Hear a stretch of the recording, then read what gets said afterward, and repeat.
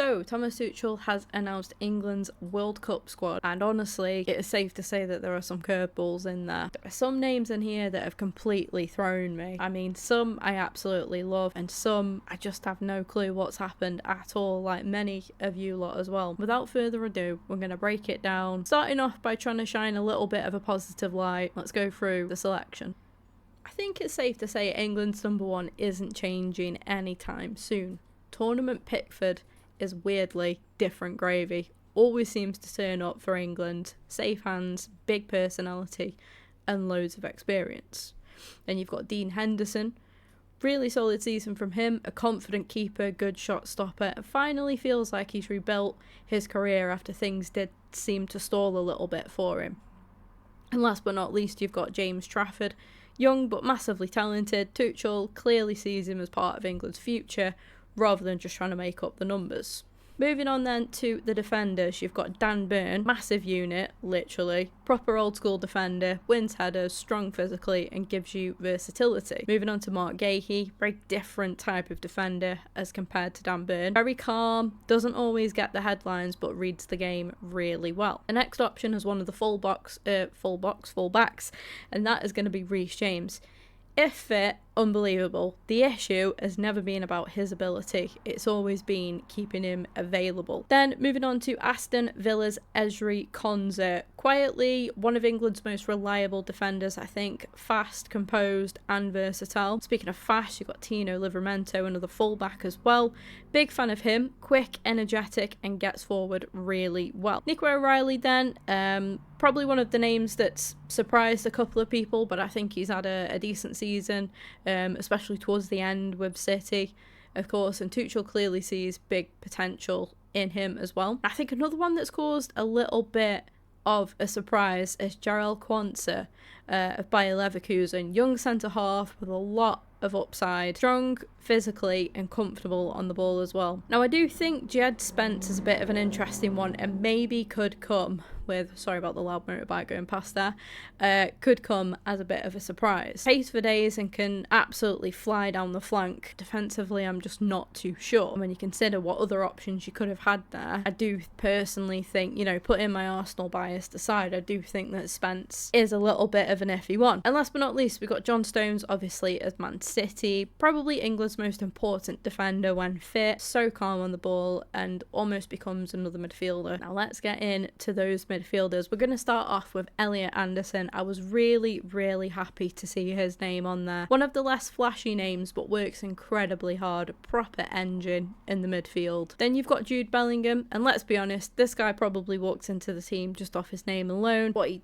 did with England in the last tournament, I think kind of gets him there on merit. I don't think he's had a fantastic season with Real Madrid, but then Real Madrid haven't had a fantastic season full stop anyway. Maybe he's a little bit on the lucky side, maybe it is a little bit more of being there on merit than based off of the season and based off of form, let's say, but hopefully he turns up for England. We know that there's a good player in there in Bellingham and hopefully he can deliver because he is up there with one of the best players in world football already on his day. Eberechi Eze, so proud of Eze, honestly. Silky player, loves taking players on and gives England something that little bit different. Had a massive move for him in his career. Obviously he ended things really admirably at Crystal Palace and then moved to Arsenal, and I think there was a lot of question marks about the move. I think there was a lot of weight of expectation on him. I think it took him a little bit of a minute to like sort of settle in. I actually got to watch his first proper goal for Arsenal against Port Vale. That was a nice experience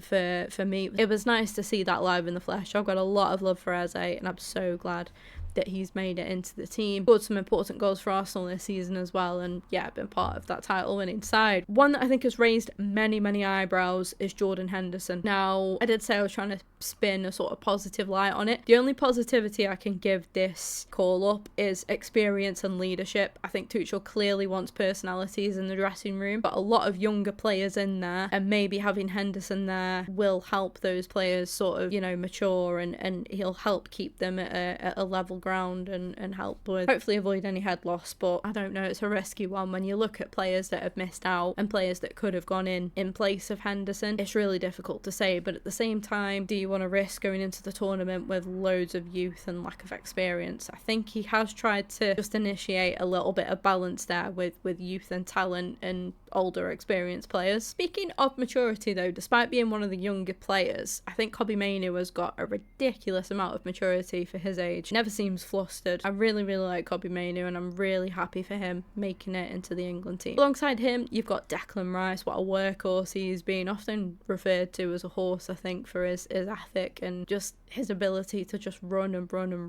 lengths of the pitch constantly, all over the place, but in the best possible way. And again, he has been pivotal to Arsenal's success in the last few years, and of course this season as well. Absolute machine, break things up, drives forward and gives everyone around him that freedom. And last but not least, with the midfielders, we have got Morgan Rogers. Going to be interesting to see where he does play. Proper breakout player, powerful runner, and carries the ball really well, and again just gone on to achieve fantastic things with a trophy with Aston Villa as well. Moving on to the forward options now, like midfield and forwards might kind of intermix a little bit. It'll be interesting to see. There are some players here who can cover a variety of different positions, which is always good to see and good to have. So Anthony Gordon, direct, quick, works his socks off. I'm happy for him to be called up. I get it, I see it, and I can respect it. I can get behind that 100%. Harry Kane says it all really. Captain, goals guaranteed, end of discussion, enough said. Already breaking, still continuing to break records out at Bayern Munich, and fantastic to see, an English player that he did so well with Spurs. As much as I hate to say it,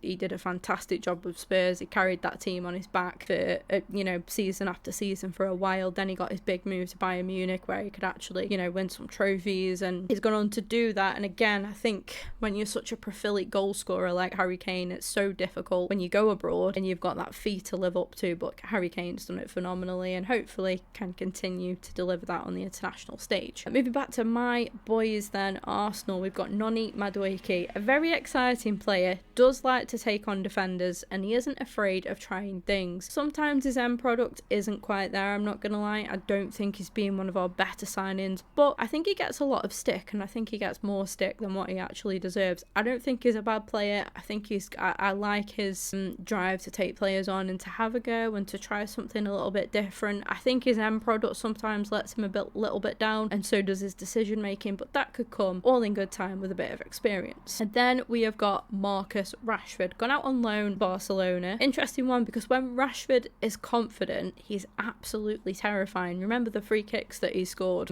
for England like in the past, absolutely incredible. But the question with Rashford is his consistency, and that will be pivotal during this tournament. Bukayo Saka, so glad that he's back fit again. One of England's biggest stars now, delivers almost every single time. He always has this weight of expectation. I think it's a lot of rival fans of other clubs that like to hate on Saka, and it's, well, we shouldn't be starting, this player should be starting, that player should be starting, and Saka just goes and does what he does. I love his trademark of cutting in and finessing on his left. He gets it so right. But he's added a few other things to his game as well, which we've seen, which is really good to see. Not afraid to track back and help out defensively as well. All the love for Bukayo Saka. A forward that I really wasn't sure on was Ivan Toney. Again, I am trying to spin a bit more of a positive light on this. I don't personally think Toney deserves to be there. He brings something different to Kane, for sure. Physical presence as well, hold up play, and a lot of confidence, which is great. I don't have an awful lot to say about Ivan Toney, I'm not gonna lie. I think he was pretty decent, but I think he let himself go quite a lot. That might be a controversial opinion. Then you've got Ollie Watkins again,